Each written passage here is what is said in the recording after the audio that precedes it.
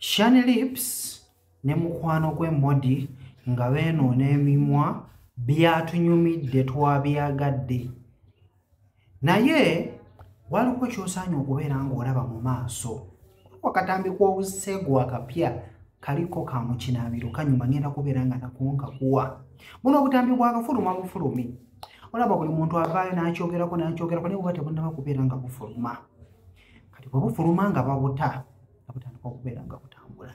Kakati we buli era ojja kubeera ng'obufuna. Naye nsooka ompuliriza ekyo lumanyi bino ebintu bigwawo naye tufunamuko ekyokuyiga. Kakati excuse me, nakugambako nti kinyuma nnyo bw'obeera obadde olina omwagalwawo ne mwezinyirako mu kinaabiro. Bannange kirina engeri gye kiwulikikamu ng'omukira gukuli munda. Ng'eno amazzi we gakuyiikira.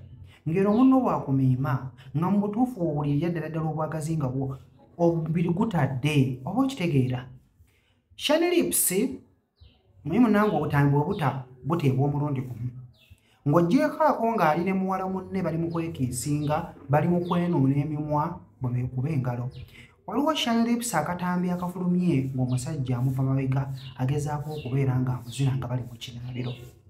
Era alina engeri gye yasikinyeemu, bw'onoolira ensikino eno kijja kuyambako gw'agamba nti nno weezina n'omwagalwawo nga muli mu kinaabiro, naawe n'obeera ng'akitisse akuukako paka ajja kubeera nga kunyumira. Naye ne kasitayiro ke baakozesezza kabadde kalungi whereby nti omukira gwabadde gumuyingira bulungi munda n'abeera ng'ate asobola okubeera ng'atuuka ku ntikko era akavidiyo nga bw'ogenda okubeera ng'okola ki nga okalaba. So gwali eyo atuukako ku ntikko mukwano bw'onoobeera obadde weezinyiddeko mu kinaabiro n'omwagalwawo kijja kubeera nga kikuyambako okubeera ng'otuuka ku ntikko ojja kunyumirwa biri binyuma. Katambi ngenda kubeera nga nkakuwa obeere ng'ate okalaba gwagamba muntu n'akubeera ng'okalaba. Buli obutambi bubiri aka Shiny Lips ne Modi nga bagezaako okubeera nga beenoona emimwa, then waliwo ne kano aka Shiny Lips nga bagezaako okubeera nga bamuzinyira mu kinaabiro. Bwonna ogenda kubeera ng'olaba ngenda kubeera nga nkuteerako ate osobola okubeera ng'ofunamuko ekyokuyiga. Kyenyiza okugamba kye kino, subscribinga ku channel yange. Bw'onoo subscribinga buli kimu obeera okifuna. Laba vidiyo, funamu ky'oyiga, jangu onsaba akatambi nja kubeera nga nkakuwa ate obeere ng'okola ki nga naawe onyumirwa obeere nga naawe oseka kubanga bye baagala abantu munnange. Bw'oteekayo ekintu ekirimu amagezi ojja kulaba nga tebakiraba.